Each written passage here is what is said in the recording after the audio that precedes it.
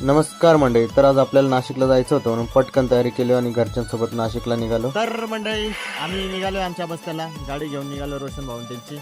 तो आज हम हमारे बस्ते में पाई पाई जाएंगे.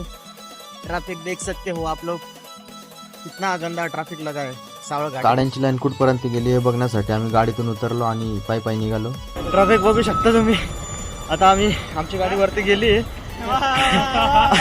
आम्ही शॉर्टकटने वरती गेलोय, गाडी आमच्या पुढे गेली.